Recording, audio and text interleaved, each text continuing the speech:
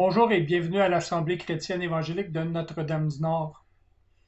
Ce matin, nous allons faire l'étude de la partie 6 de notre étude sur le livre de Job. C'est l'avant-dernière partie de notre étude et Dieu voulant, dimanche prochain, nous allons terminer notre étude sur ce livre important. Le but de ce livre, c'est de nous faire comprendre un peu que Dieu parfois permet des souffrances dans nos vies et lui sait mieux que nous la raison de nos souffrances. Mais avant de commencer, il serait bon de faire un court retour des premiers 31 chapitres. Donc, dans les premiers chapitres, on voit Satan qui est devant le trône de Dieu et Dieu lui témoigne justement la fidélité de cet homme Job. Et donc Satan l'accuse que la seule raison que Job est fidèle, c'est que Dieu l'avait béni avec beaucoup de ressources, une grande famille et beaucoup de possessions et de la santé. Il était un homme riche. Et donc Dieu permet que Satan puisse toucher Job afin de démontrer que Job était justement un homme fidèle. Donc Job perd tout. Il perd sa famille, il perd toutes ses possessions et on voit Job qui connaît maintenant une période de deuil. Mais il reste toujours fidèle. Il n'a pas commis de péché, il n'a pas non plus maudit Dieu. Alors Satan, se représentant une deuxième fois devant le trône de Dieu, fait remarquer au Dieu puissant de l'univers que la seule raison que Job ne maudit pas Dieu, c'est que l'homme ne maudira pas Dieu, sinon d'être touché dans son corps. Et à ce moment-là, c'est sûr que Job maudirait Dieu. Et donc Dieu permet que Satan puisse toucher Job dans son corps. Et Job a été couvert d'ulcères et il connaît vraiment une souffrance terrible. Et c'est à ce moment ici que les amis de Job, en l'apercevant, on voit qu'il garde la bouche fermée pour une période d'1 semaine, mais par rapport, il se sent obligé de faire de discours pour essayer de faire comprendre à Job la raison de ses souffrances. Et on a vu dans les études dans les semaines précédentes que ces discours ont été faits dans 3 étapes, et on a vu les 3 étapes où ce que l'homme propose les philosophies de la vie ou de la science ou de la religion pour expliquer les souffrances de Job. Mais en résumé, ça se résume comme ceci. Job est un pécheur et s'il souffre, c'est parce qu'il a commis un péché contre Dieu et il reçoit sa juste récompense. Mais Job, devant ces arguments, ne se retient pas du tout et il déclare qu'il est un homme juste et il cherche justement à se défendre devant le trône de Dieu. On pourrait dire maintenant que l'intervention ici d'Éléu, c'est un nouveau intervenant et Éléu, c'est un homme plus jeune que les 3 amis de Job. Et jusqu'ici, la conversation entre Job et ses amis ont cessé. Et comme on l'avait indiqué la dernière fois, normalement, ça aurait été le tour de Tsophar de parler, mais pour une raison inconnue, il renonce. Et un jeune homme du nom Éléu, fils de Barakel de Boz, avait jusqu'à présent écouté les discours enflammés entre Job et ses 3 opposants. Éléu, dont le nom signifie « Mon Dieu, c'est lui », est en colère contre Job, parce qu'il se disait juste devant Dieu. Et il est irrité contre ses 3 amis, parce qu'il ne trouvait rien à répondre à Job. Donc, c'est à ce moment ici que Éléu va prendre la parole, et ça se fait en 4 étapes. Dans le chapitre 32, c'est le premier discours d'Éléu, et il fait ce discours aux 3 amis de Job. Ensuite, au chapitre 33, c'est le premier discours d'Éléu à Job proprement. Ensuite, au chapitre 34, il fait un deuxième discours aux 3 amis de Job. Et enfin, dans les chapitres 35 à 37, c'est le deuxième discours d'Éléu à Job. Alors, commençons avec le premier discours. Dans le chapitre 32, Élihu explique par égard de son âge. Il avait gardé le silence jusqu'à cet instant et il a donné toute son attention. Mais il ne peut pas se contenir plus longtemps. Il déclare que la vieillesse ne procure pas toujours la sagesse et que Dieu peut accorder un jugement saint à un jeune homme comme lui. Il reproche aux amis de Job de ne pas avoir avancé des arguments convaincants. À cause de leur échec, il se sent poussé au-dedans de lui de parler, mais il le fera sans égard à apparence et il ne cherchera pas non plus à flatter. Donc, on pourrait peut-être s'attendre que maintenant que Élihu avait trouvé dans les trois amis de Job des arguments qui n'étaient pas convaincants, qu'il va adopter lui-même un argument peut-être différent, mais on se déçoit parce qu'à la fin de ces chapitres, le discours d'Élihu, ces 160 versets de son discours, vraiment deviennent justement un résumé de tout ce qu'on a entendu jusqu'ici dans les trois autres cycles de discours des amis de Job. Il présente quand même des faits et des pensées qui sont un peu originelles et que nous allons discuter plus longuement à la fin.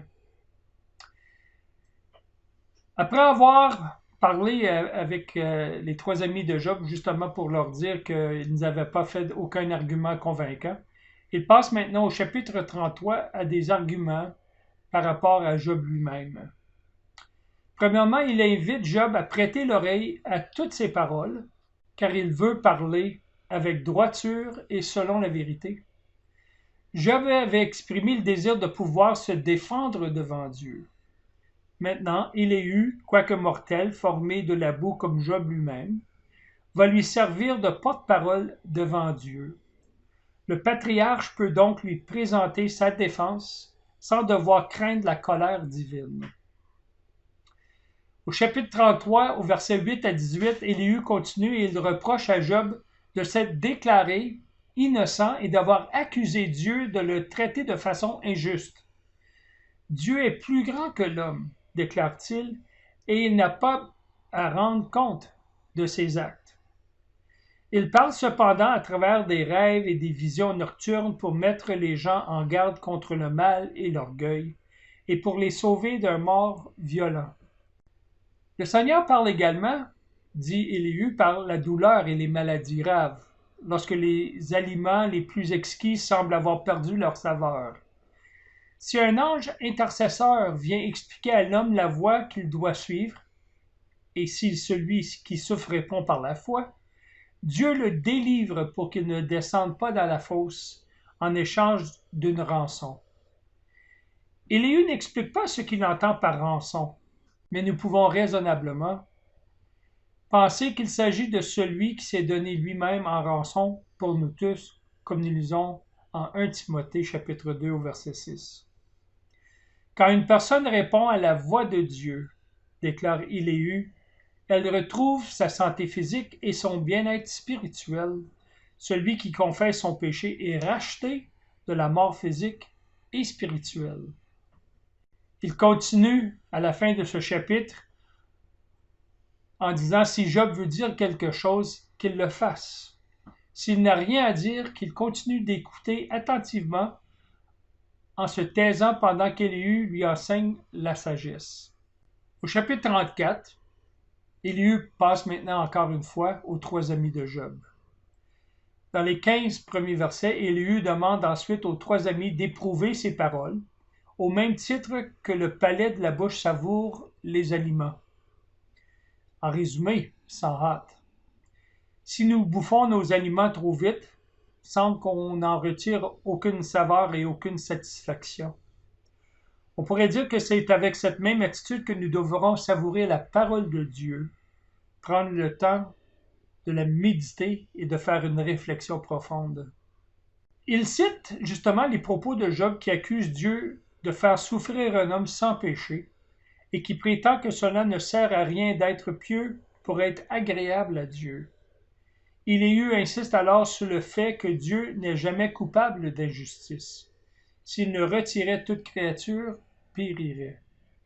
Donc, il y a quand même un élément de vérité, mais c'est une quasi-vérité parce que ça n'explique pas toujours la souffrance. Dans le chapitre 34, les versets 16 à 30, il continue. « S'il ne convient pas de dire aux rois et aux nobles qu'ils sont méchants ou indignes, combien moins convient-il de condamner le souverain de l'univers qui est tout à fait impartial? On ne peut masquer aucune méchanceté devant lui.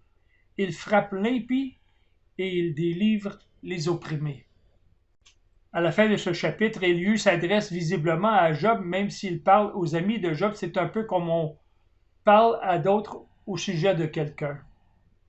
Alors, ici, Élihu conseille à Job de confesser son péché et de s'en détourner, de se repentir. Qu'il cesse aussi de dicter à Dieu sa conduite. Job a parlé sans intelligence. Il a répondu comme les méchants. Il ajoute à ses fautes de nouveaux péchés et une multitude de paroles contre Dieu.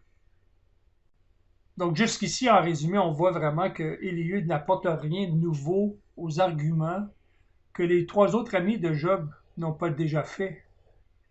Et sa conclusion est la même que les trois amis de Job. Alors, peut-être dans son idée à lui, il présente de quoi de nouveau, mais finalement, il présente encore les mêmes philosophies, les philosophies de la religion, les idées qu'on reçoit ce qu'on mérite par rapport à toute souffrance qu'on pourrait vivre, que ce soit dans le cas de Job ou que ce soit dans la vie du chrétien. Dans les derniers 3 chapitres de ce dialogue, Élihu maintenant passe la parole encore une fois directement à Job. Élihu reprend Job pour s'être déclaré plus juste que Dieu et avoir prétendu que sa justice n'a pas été récompensée. Les péchés de l'homme ne nuisent pas à la souveraineté de Dieu, pas plus que leur justice ne lui procure un avantage. Les gens crient contre les oppresseurs arrogants, mais personne ne reconnaît le Dieu qui lui a donné une intelligence supérieure à celle des animaux et des oiseaux. Et c'est pourquoi Dieu ne répond pas à leurs prières. Mais, même si on ne voit pas Dieu, lui nous voit. Nous devrions donc lui faire confiance et de ne pas être arrogants. Et c'est sûr que c'était peut-être un des péchés de Job sans que Job se rende compte de son arrogance. Mais on verra la semaine prochaine justement à quel point il reconnaît son arrogance. Dans le chapitre 36, dans les 12 premiers versets, c'est son 4e discours maintenant et Élihu indique qu'il va prouver la justice de Dieu à partir des vérités profondes et qu'il va expliquer la souffrance. Le Seigneur est tout à fait dans son droit dans sa manière d'agir vis-à-vis du méchant et de l'opprimé, comme d'ailleurs vis-à-vis des justes. Qu'il voit roi sur le trône ou prisonnier dans les chaînes, si les hommes justes ont agi avec orgueil, Dieu les exhorte à se détourner de leur iniquité. S'ils écoutent, ils se soumettent et les fait prospérer. S'ils n'écoutent pas, ils périssent par le glaive privés de la connaissance de Dieu. Dans les versets 13 à 21 du chapitre 36, Élihu continue en disant « Si Job s'était soumis et repenti, le Seigneur l'aurait retiré de sa détresse. Mais comme il s'est entêté dans sa propre justice, il subit le même châtiment que les hypocrites. » Élihu l'avertit que s'il persiste dans cette voie, il souffrira même de maux dont une rançon plus grande ne pourra le délivrer. Donc le verset 18 est un avertissement solennel pour les pécheurs de tous les temps. Au verset 22 à 33, il continue comme Dieu est parfaitement sage, Job devrait exalter ses œuvres. La grandeur du Seigneur se voit dans la pluie, les nuages, le tonnerre et les éclairs. Nous ne pouvons pas comprendre la perfection de ses agissements providentiels, mais nous savons qu'il annonce la grâce pour son peuple. Un auteur ancien a écrit « Il y a déjà fort longtemps. La tempête qui châtie, punit et détruit certains procure un bien immense à d'autres et leur fait porter du fruit. C'est pourquoi qu'il convient de considérer les jugements divins, les plus sévères aussi, comme une source d'où coule la grâce divine. Dans le dernier chapitre de ce long discours, Élihu continue d'explorer divers domaines de la nature pour mettre en évidence la sagesse, la puissance, la redoutable majesté et l'éblouissante splendeur de Dieu. Sa description de la nature, du tonnerre et des fortes pluies, de l'ouragan et de la neige, du froid, des vents, du nord, des nuages, est excellente et bien connue. Élihu termine par un appel direct à Job. Il dit: Job, sois attentif à ces choses. Considère encore les merveilles de Dieu. Il poursuit en interrogeant Job sur sa connaissance de la nature, sur le balancement des nuées. Pourquoi ses vêtements sont-ils chauds quand souffle le vent du midi? Ces questions préparent celles que le Créateur lui-même posera à Job dans la section suivante du livre que nous allons voir la semaine prochaine. Une telle force dépasse notre faible compréhension. Il vaut mieux craindre le Seigneur et se soumettre à son châtiment, plutôt que de ressembler à Job qui s'était permis de qualifier les jugements de Dieu comme étant injustes. Donc c'est ici se terminent les longs chapitres poétiques de discours prononcés par Job et ses amis et dans la dernière intervention d'Élihu. Donc, plusieurs chapitres, plusieurs études, plusieurs semaines en regardant ce texte qui se résume ainsi. Qui est l'homme? De questionner Dieu et de lui demander pourquoi il permet la souffrance. Du côté de l'homme, l'explication et la conclusion à ce qu'il arrive, c'est que Dieu punit le péché. Et c'est pas faux non plus. Parce que lorsque l'homme est péché pour une première fois, tout de suite, c'était le jugement. Adam et Ève ont été chassés du jardin d'Éden. Et puis, les jugements ont été prononcés contre l'homme par rapport au travail et de labeur qu'ils vont connaître à travailler le sol pour en retirer de quoi se nourrir. Et que dans l'enfantement, la femme aurait des douleurs. Et que finalement, en raison du péché, et Romains 3,23 nous le dit, car tous ont péché et ils sont privés de la gloire de Dieu. Donc, c'est pas tout à fait faux que, en raison du péché, vient le jugement. Et on pourrait placer dans cette grande liste de jugements peut-être même la souffrance. On voit lorsque Paul écrit à l'Église à Corinthe par rapport à leur comportement pour le repas du Seigneur, il les a bien avertis que plusieurs d'entre eux sont morts ou sont malades en raison de la façon qu'ils ont jugé et de la façon qu'ils se sont comportés devant la participation dans le repas du Seigneur. Donc, ce n'est pas faux de penser parfois que le châtiment de Dieu est en conséquence du péché. Mais là où les amis de Job ont manqué la marque, et aussi Élihu, c'est que parfois Dieu laisse souffrir même ses enfants pour d'autres raisons. Dans le cas de Job, c'était pour vraiment démontrer sa justice à Satan et de montrer qu'il était possible pour qu'un homme puisse honorer Dieu et qu'un homme pourrait vivre de façon digne et être appelé un enfant de Dieu. Et pour le chrétien, qui se nomme comme enfant de Dieu, mais c'est sûr, c'est une même vérité. Parfois, Dieu nous laisse connaître des temps difficiles pour justement nous faire grandir, pour qu'on puisse parfois s'identifier avec d'autres personnes qui pourraient souffrir. On peut avoir une certaine empathie envers eux. On peut apprendre par la souffrance aussi un peu la personne du Seigneur Jésus, car lui a souffert pour nous. Et on s'identifie à ses souffrances. Et on voit Paul, comme apôtre, combien de fois, lui, a-t-il connu la souffrance? Il fut lapidé. Il a fait naufrage dans un navire. Et donc, c'est faux de penser que le chrétien ne connaîtra jamais des difficultés. Mais ce n'est pas toujours en raison du péché personnel du chrétien. J'ai quelqu'un que je connais très bien de ma famille, qui lui aussi, c'est un chrétien, et on l'avait accusé que c'était en raison de son péché qu'il n'avait jamais connu la guérison par rapport à son épilepsie. Il avait comme sûrement manqué de foi. C'était sa faute qu'il n'avait pas eu une guérison.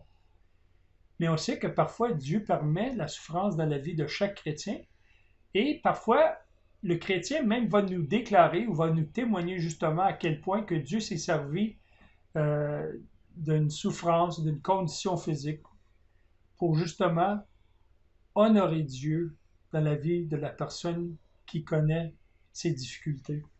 J'ai connu un frère qui se mourait de cancer et puis on allait le trouver pour l'encourager, mais finalement, on sortait toujours de chez lui. C'est nous qui avons été encouragés.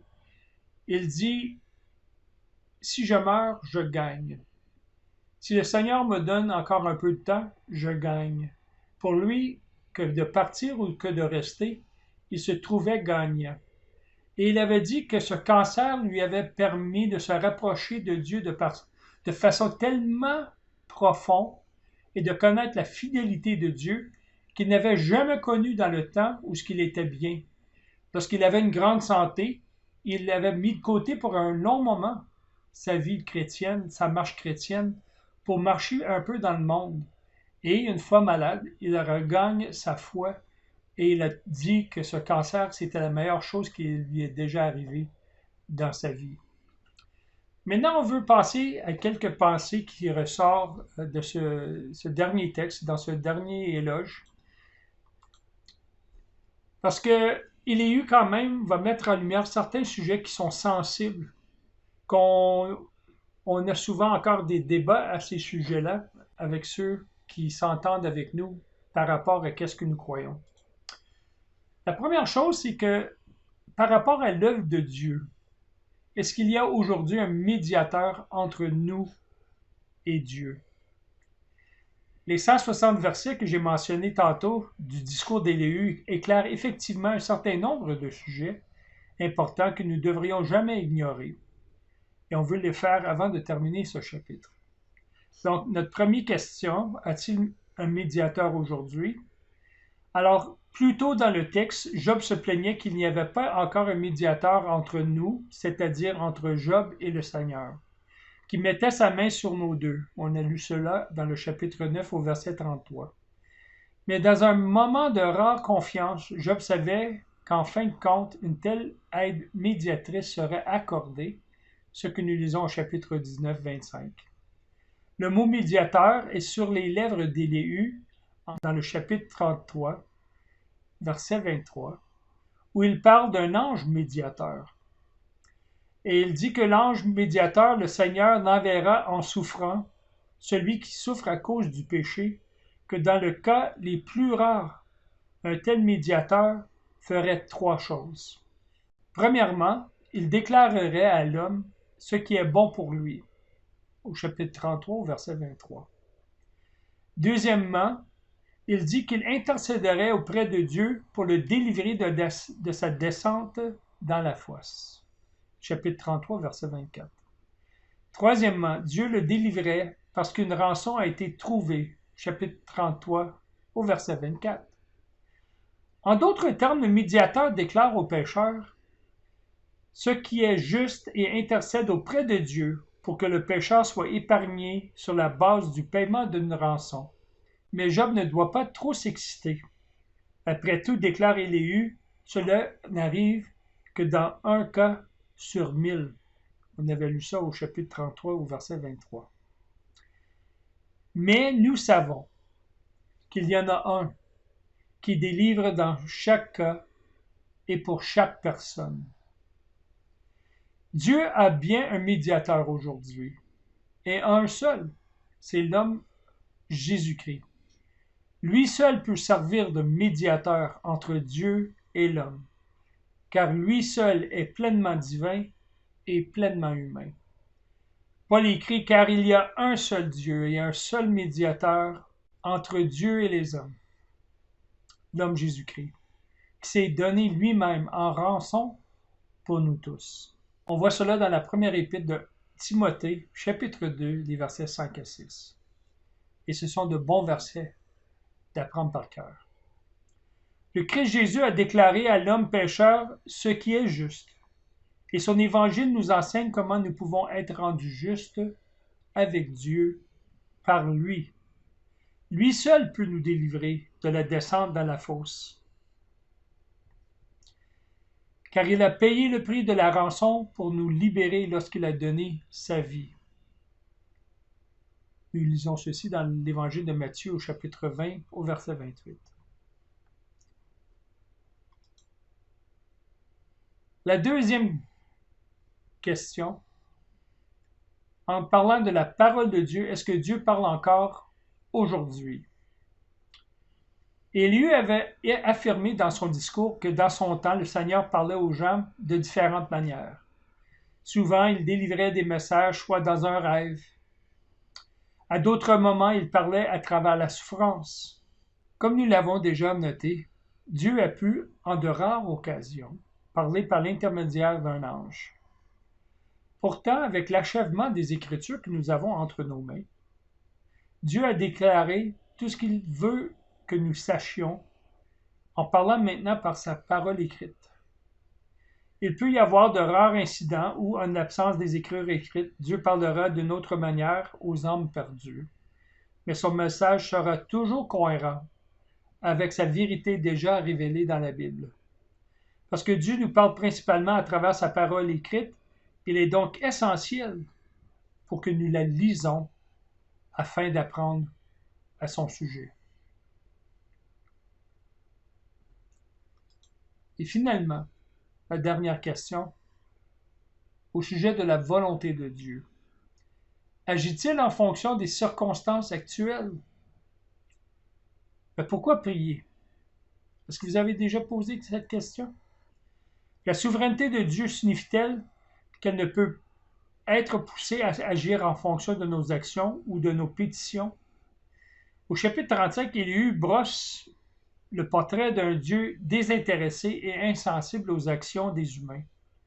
Les arguments de Job ont tous été inutiles, car Dieu, qui est si loin au-delà des cieux, ne peut être influencé par les cris de ceux qui souffrent ici sur la terre. Il affirme que ta méchanceté n'affecte que toi et ta justice, comme Élie avait tort. Dieu observe la méchanceté autant qu'il observe la justice. Et la justice de Job n'a pas seulement été appréciée par Dieu, mais elle a été soulignée par lui, ce qui a donné au lieu les souffrances que Job a connues. Dieu remarque aussi ceux qui souffrent, et aujourd'hui, il remarque encore. Et parfois, il fait plus que simplement remarquer. Parfois, il agit. Il agira pour Job lorsque nous arriverons au chapitre 42. Il n'agit pas à chaque fois, ni il n'intervient aussi souvent que nous pourrions l'espérer. Mais il y a des moments où nous pouvons dire avec David, « Ce pauvre homme a crié, et le Seigneur l'a entendu, et il l'a sauvé de toutes ses souffrances. » Ce que nous lisons au psaume 34, au verset 6. Job a pleuré, et le Seigneur l'a entendu. Le Seigneur a entendu chaque mot que Job a prononcé, et nous allions maintenant entendre ce que le Seigneur a à dire à Job. Et ce sera pour la semaine prochaine. Que le Seigneur vous bénisse. Au revoir.